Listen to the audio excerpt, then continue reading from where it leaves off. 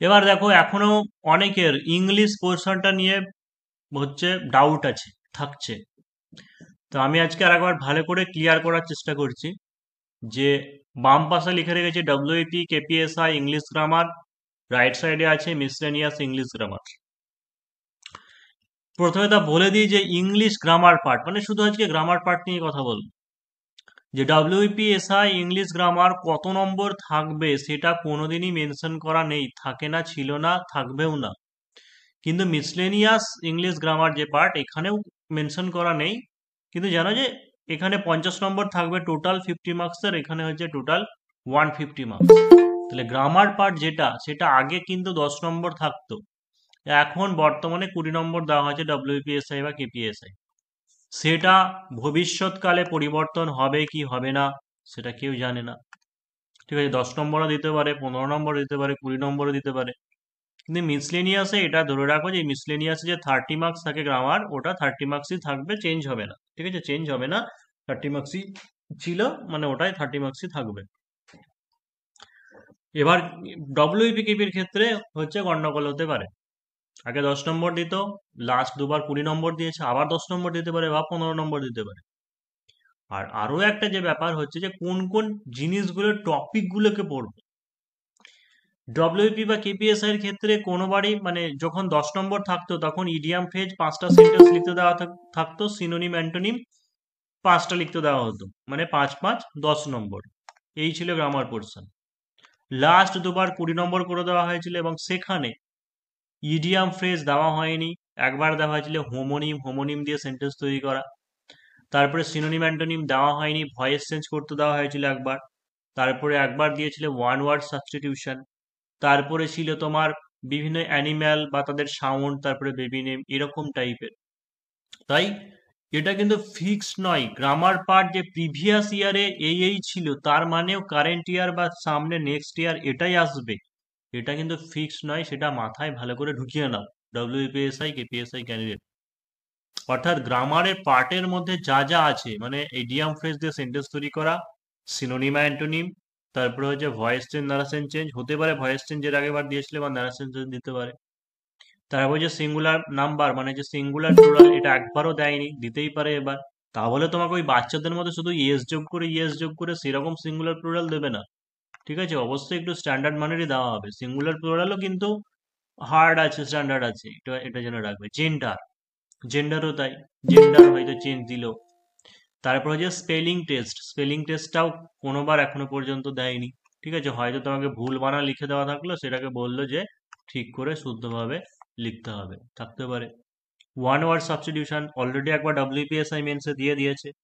তারপর হচ্ছে প্রিপোজিশন, প্রিপোজিশনটাও এখনো ডব্লিউপি কেপিএসআই আসেনি, এসওআই এর পরীক্ষায় একবার এসেছে। তারপর হচ্ছে ফ্রেজাল ভার্ব, ফ্রেজাল ভার্বও এখনো দেয়নি। অ্যানিম্যালস, এটা আবার দিয়েছিল যে যে সমস্ত পশুগুলো রয়েছে তাদের সাউন্ড নেম বা হচ্ছে তাদের বেবি নেম, এরকম। আর সেন্টেন্স এররটা এখানে লিখিনি, যেটা করাবো আজকে, যাই হোক। যে সেন্টেন্স এরর মানে সেন্টেন্স ভুল থাকবে, সেটাকে কারেক্টলি তোমাকে লিখতে হবে। এইটা কেন ভীষণ ভীষণ ইম্পর্ট্যান্ট বলছি এবারের জন্য, এটা কিন্তু একবার এখনো পর্যন্ত দেয়নি যে সেন্টেন্স ভুল থাকবে সেটাকে রিরাইট করে সঠিকভাবে লেখো, ডব্লিউপিএসআই কেপিএসআই একবারও দেয়নি। কেন বলছি তার কারণ, এই সিলেবাসটা মিসলেনিয়াসের সিলেবাসকে ফলো করে, ডব্লিউপি কেপি এবং হচ্ছে মিসলেনিয়াস। কিন্তু মিসলেনিয়াসে বরাবরই সেন্টেন্স এরর যে পার্টটা সেটা বরাবরই আসছে এবং এটা আসবেও।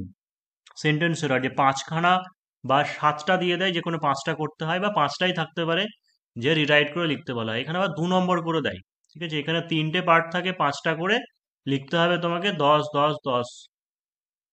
হয় সেন্টেন্স এরর 5টা দিয়ে দিল, ঠিক আছে, 2 নম্বর করে, 10 নম্বর। তারপরে ফিল ইন দ্য ব্ল্যাঙ্কস দিল, ফিল ইন দ্য ব্ল্যাঙ্কস এর মধ্যে থাকতে পারে তোমার according to tense, subject verb agreement, এরকম ধরনের বেশিরভাগ থাকে, বা অ্যাকর্ডিং টু দ্য টেন্স এই অনুযায়ী থাকে। সেখানে 5টা কোশ্চেন থাকে, 2 নম্বর করে 10। তারপরে দিতে পারে তোমাকে ইডিয়াম ফ্রেজ, ইডিয়াম ফ্রেজ দিয়ে 5টা। অর্থাৎ লাস্ট যদি তুমি দেখো 2-3 বছরের কোশ্চেন, তাহলে প্রতিবারই কিন্তু সেন্টেন্স এররই এসেছে, ফিল ইন দ্য ব্ল্যাঙ্কস এসেছে, আর ইডিয়াম ফ্রেজ দিয়ে সেন্টেন্স তৈরি করা, এই 3টে টপিকই এসেছে মিসলেনিয়াসের ক্ষেত্রে। কিন্তু ওই যে বললাম তাই বলে এই 3টে টপিকই কিন্তু শুধু করবো না, কিন্তু এটুকু জেনে রাখো যে 3টে টপিকের মধ্যে যে কোনো একটা দুটো টপিক থাকবেই। ঠিক আছে, কমন। এবার বাকি যদি ঢোকানো হয় তাহলে তোমার এই প্রিপোজিশনের যে পার্টটা, প্রিপোজিশন থাকতে পারে, কারণ লাস্ট যে আইসিডিএস এর পরীক্ষা হয়েছিল, আইসিডিএস পরীক্ষাতে এরকম প্রিপোজিশন দিয়েছিল। তারপরে হচ্ছে দু একটা সিনোনিম অ্যান্টোনিম দিয়েছিল। আর ট্রান্সফরমেশন অফ সেন্টেন্স, ঠিক আছে, আগের দিনকে বাংলায় যেমন করিয়েছিলাম সেরকম হচ্ছে ট্রান্সফরমেশন অফ সেন্টেন্স, অর্থাৎ তোমার সিম্পল থেকে কমপ্লেক্স বা কম্পাউন্ড পরিবর্তন, বা পজিটিভ থেকে নেগেটিভ বা অ্যাফার্মেটিভ, ঠিক আছে, এইরকম যে পরিবর্তন, বা এক্সক্লামেটরি থেকে হয়তো বললো অ্যাসার্টিভ, এই যে ট্রান্সফরমেশন অফ সেন্টেন্স, সেইটা মিসলেনিয়াস দেয় পিএসসি কিন্তু দেয়। তাই যে এটাই, যে প্রিভিয়াস ইয়ারে শুধু যা ছিল, বিশেষ করে এসআই, মানে এটা তো গিরগিটির মতো চেঞ্জ হয়, মানে পিআরবি তো চেঞ্জ করে গিরগিটির মতো, কারণ এইবার যা গ্রামার পার্ট দিলে সম্পূর্ণ আলাদা অন্য কিছু প্যাটার্ন ঢুকিয়ে দেবে। মিসলেনিয়াস এইটুকু তোমাকে গ্যারান্টি দিচ্ছি যে সেন্টেন্স এরর বা এরর কারেকশন থাকবেই, ফিল ইন দ্য ব্ল্যাঙ্কসও থাকার সম্ভাবনা আছে, হয়তো ইডিয়াম ফ্রেজটা বা কোনো একটা টপিক হয়তো চেঞ্জ করে অন্য একটা টপিক ঢোকাতে পারে, বা আরেকটা জিনিস করে দিতে পারে, সেটা হচ্ছে সমস্ত টপিক হয়তো 10টা 12টা টপিক থেকে দিল, 15খানা কোশ্চেন থাকলো 2 নম্বর করে, এরকমও করতে পারে, যেহেতু সেন্টেন্স ওরা দুটো দিল, ফিল ইন দ্য ব্ল্যাঙ্কস দুটো দিল, ইডিয়াম ফ্রেজ যে কোনো দুটো দিল, দিয়ে বললো সেন্টেন্স তৈরি করো, প্রিপোজিশন থেকে 2-3টে করে দিল, তারপরে হচ্ছে ট্রান্সফরমেশন সেন্টেন্স 2-3টে করে দিল, এরকম করতে পারে। মানে আইসিডিএসসি কিন্তু সেরকম করেছিল, আইসিডিএসসি এরকম 3টে পার্ট 10-10-20, 10-10-10 এরকম করেনি, তাই বলা যাচ্ছে না। মানে এটাই শুধু তোমাদেরকে বলার উদ্দেশ্য একটাই, যে সাজেশন বা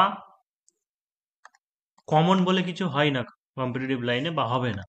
মানে গ্রামার পার্টে মোটামুটি এই দুটো মিলিয়ে যে টপিকগুলো আছে এগুলো করতে হবে। এর মধ্যে সব থেকে ইম্পর্টেন্ট টপিক হচ্ছে তোমার সেন্টেন্স এরর, তারপরে হচ্ছে ইডিয়াম ফ্রেজ, মানে এগুলো আসবেই। তো এইগুলো কম বেশি সব মিলেই করতে হবে, তাহলে হচ্ছে এসআই বা মিসলেনিয়াস দুটোতেই কমন পাবে।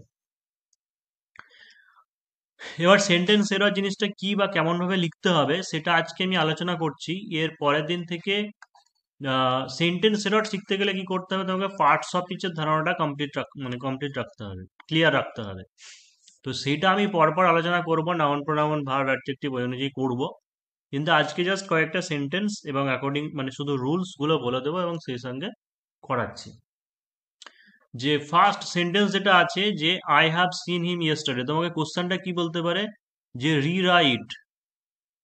Rewrite the following sentences, rewrite the following sentences correctly.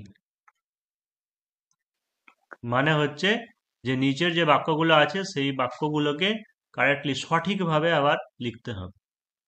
মানে 1 নম্বর দিয়েছে যে I have seen him yesterday, আমি তাকে গতকাল দেখেছি, I saw him yesterday.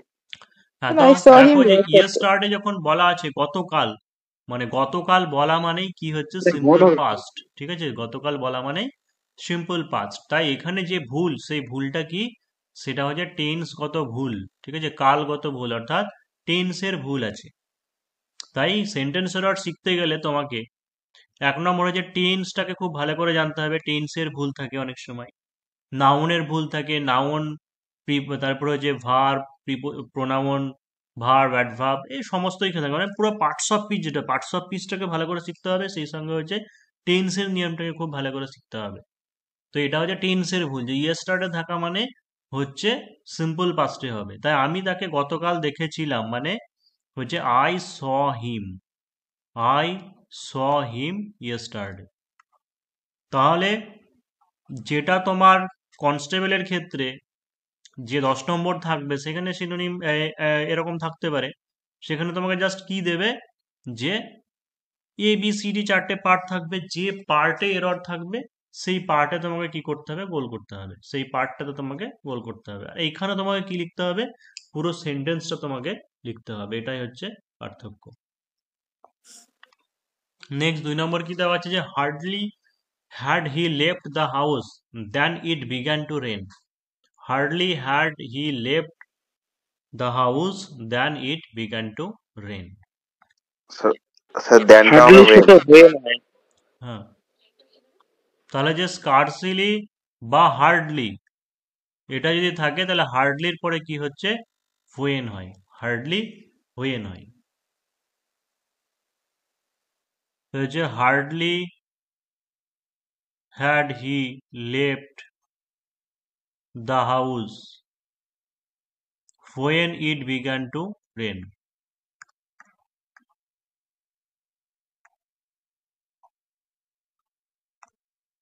No sooner he went there than he found the place deserted।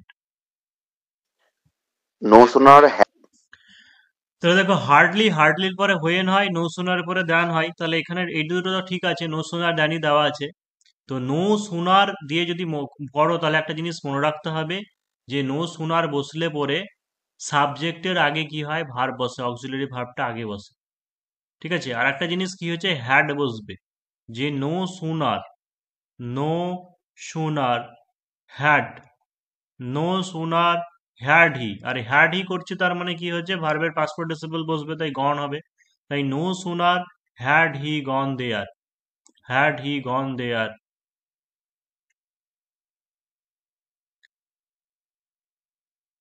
Then he found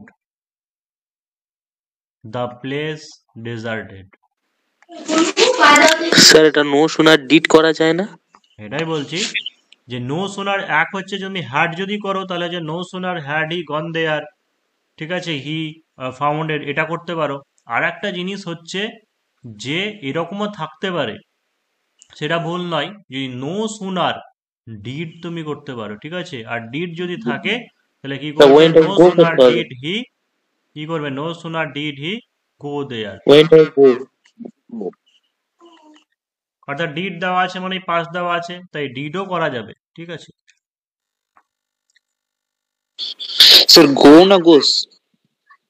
গোস কেন হবে, did লেখা আছে পাস্ট টেন্সে, আবার গোস কেন হবে। He is comparatively better today, he is comparatively better today. Comparatively আর better হবে। এখানে দুটো কম্পারিজন বোঝাচ্ছে, একটা হচ্ছে কম্পারেটিভলি, আবার বেটার, যে কোনো একটা করো, ঠিক আছে। যে কোনো একটা বলতে কি হি ইজ কম্পারেটিভলি বলা দরকার নেই, বেটার, বেটার মানে কি ভালো, তাই তো, গুড বেটার বেস্ট, গুডের থেকে কম্পারেটিভ ফর্ম গুডের, তাই হচ্ছে কি যে হি ইজ বেটার টুডে, আমরা কি বলি, সে আজকে ভালো আছে, মানে যে he is better today. He refuse that he had said this, he refuse that he had said this.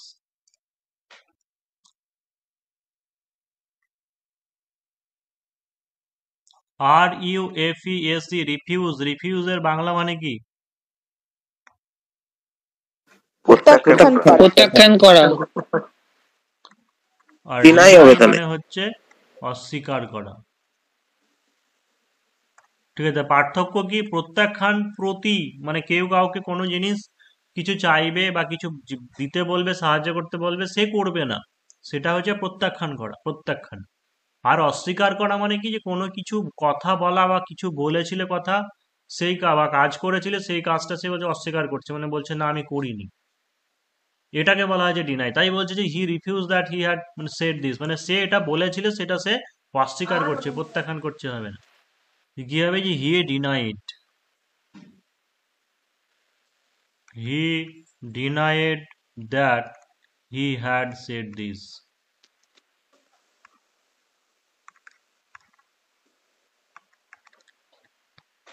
He was present in the court to give eyewitness, he was present in the court to give the eyewitness,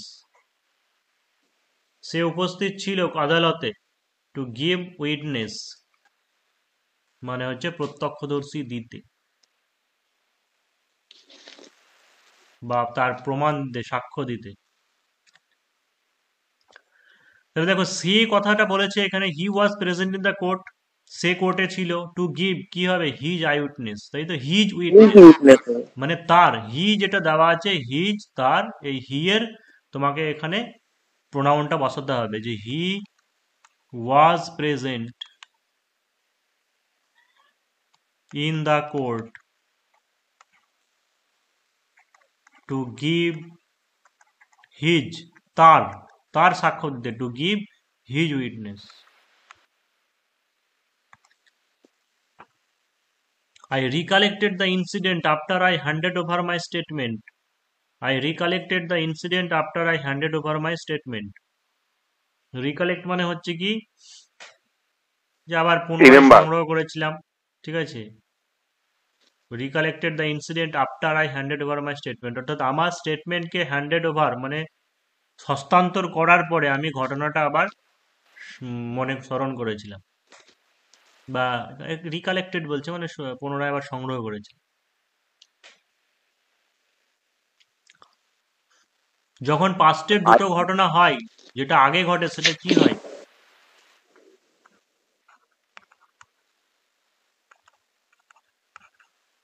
যেটা আগে ঘটে সেটা past perfect, তাই তো। আর পরে যেটা হয় পরে, সেটা হচ্ছে সিম্পল পাস্ট। তাহলে কোনটা আগে ঘটা হচ্ছে? I had handed over. যে হ্যাঁ, I had handed over handed. Statement, অর্থাৎ স্টেটমেন্টটা হ্যান্ডেড মানে ওভার ইয়ে করা, হ্যান্ড ওভার করা, সেটা আগে ঘটেছে, তাই ওটা কি হবে? পাস্ট পারফেক্ট হবে, ঠিক আছে, ওটা পাস্ট পারফেক্ট হবে। তাই after I had handed over, তাহলে I recollected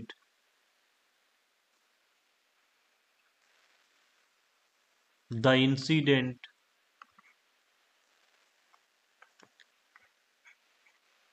after I had handed over.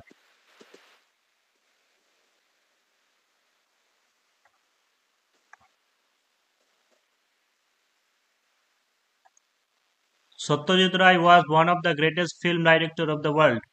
Satyajit Ray ছিলেন one of the greatest film director of the world. পৃথিবীর One of the directors. Director তো স্যার। হ্যাঁ, দেখো বাংলায় যদি আমরা বলি তাহলে কি হবে, যে বিশ্বের ফিল্ম ডিরেক্টর মানে হচ্ছে চিত্র পরিচালকদের মধ্যে একজন, তাই তো। যে one of the greatest film director মানে হচ্ছে যে যারা বিশ্বের মহান চিত্রকারদের মধ্যে একজন। তাহলে এখানে ওয়ান যে কথাটা দেওয়া আছে, একজন চিত্রকারদের মধ্যে একজন, তাহলে প্লুরাল ফর্ম হবে। তো এটা দ্য গ্রেটেস্ট ফিল্ম ডাইরেক্টরস করতে হবে, যে হচ্ছে মহান চিত্র পরিচালকদের মধ্যে একজন। Satyajit Ray was one of the greatest film directors. Directors, not directors.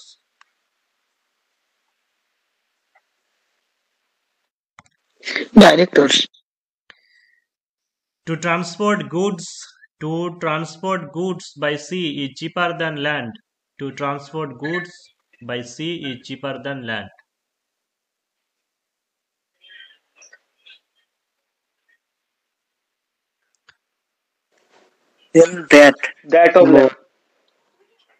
দেখো এটা একটু অন্যরকম দিয়েছি, যদি একটা দিতাম তাহলে মনে হতো যে হয়তো বুঝতে পারতে। হয়তো বললাম যে Transport of. হ্যাঁ, the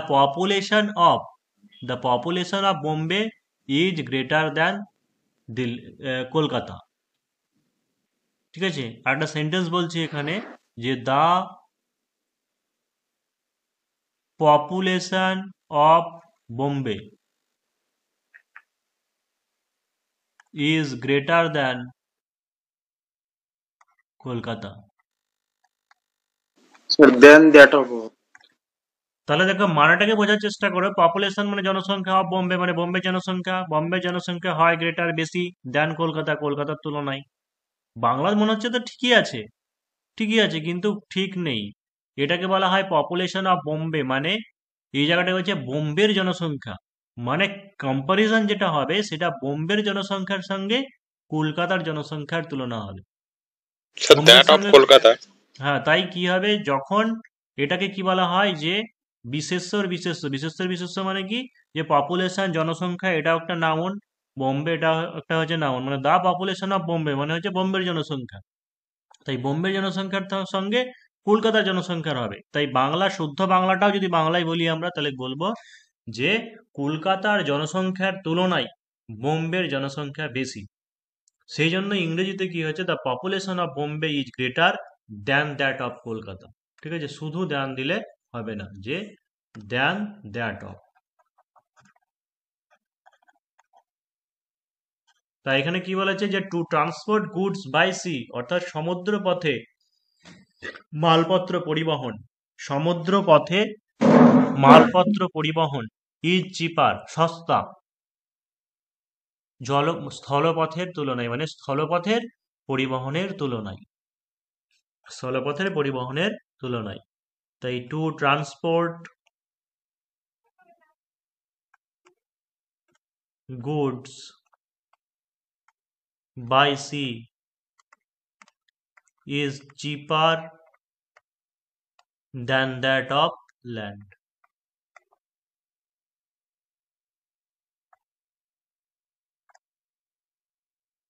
তারপরে যদি বলে তোমাকে জলবায়ুর কথা যদি বলা হয়, ঠিক আছে, ওয়েদারের কথা বলে, দ্য ওয়েদার অফ, সেরকম কুলার, ওটা আউটসাইড দ্যান দ্যাট অফ, কোনো জায়গা থেকে যদি কম্পারিজনে বলে।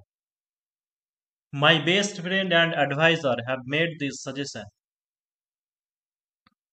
হ্যাজ হবে, কারণ দুইটা একই ব্যক্তি, মানে my best best friend friend আর অ্যান্ড অ্যাডভাইজার মানে আমার সব থেকে ভালো বন্ধু এবং পরামর্শদাতা, ঠিক আছে, দুটো একই, সিঙ্গুলার বোঝাচ্ছে, সেই জন্য হচ্ছে হ্যাজ বসবে।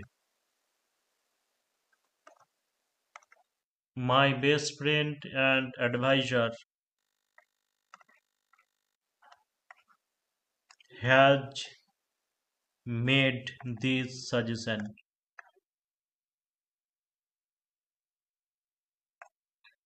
Neither the carpenter nor the plumber have finished the work.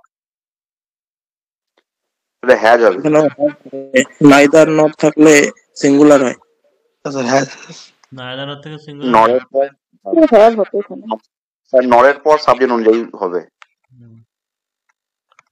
either or, neither nor, not only but also, ঠিক আছে, either or, neither nor, not only but also, এই লিঙ্কার গুলো দিয়ে যদি যুক্ত থাকে, ঠিক আছে, লিঙ্কার দ্বারা যুক্ত থাকলে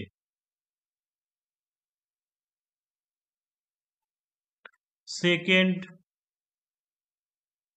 সাবজেক্ট অনুযায়ী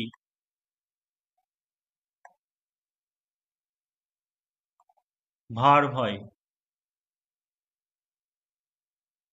আইদার অর, নাইদার নর, নট অনলি বাট অলসো, এগুলো দিয়ে যদি যুক্ত থাকে তাহলে সেকেন্ড সাবজেক্ট মানে হচ্ছে নাইদার দ্য কার্পেন্টার, মানে না ছুতোর, নর দ্য প্লাম্বার। নর প্লাম্বারের বাংলা কি বলে, যারা সেই কাঠ জলের মিস্ত্রি নাকি প্লাম্বার বলে, পাইপ মিস্ত্রি, নট দ্য প্লাম্বার, তাহলে যে না কার্পেন্টার না প্লাম্বার এই কাজটা শেষ করেছে। তাই কি হচ্ছে, যে আমরা দেখবো না যে এখানে কি আছে, না পরে গিয়েছে দেখবো না, নরের পরে সেকেন্ড সাবজেক্ট, এই প্লাম্বার যেটা আছে এটা হচ্ছে সেকেন্ড সাবজেক্ট, এটার উপরে দেখবো যে সিঙ্গুলার আছে নাকি প্লুরাল আছে, প্রথমটা আমাদের দেখা দরকার নেই। তাহলে সিঙ্গুলার হচ্ছে প্লাম্বার বলা আছে, তার মানে হ্যাজ বসবে। তাহলে নাইদার দ্য কার্পেন্টার নর দ্য প্লাম্বার। তাহলে এখানে একটা জিনিস দেখছো, যে শুধুমাত্র সেন্টেন্স এরর শিখছি বলে এটাকে সেন্টেন্স এরর হিসেবে শিখবে না, মানে সেন্টেন্স গুলোকে তুমি দেখবে যে স্ট্রাকচার করার কথা ভাববে, এখান থেকেও তোমাকে ট্রান্সলেশন বা হচ্ছে সেন্টেন্স মানে কনস্ট্রাক্ট করা শিখতে হবে, যে neither the carpenter not the plumber has finish the work.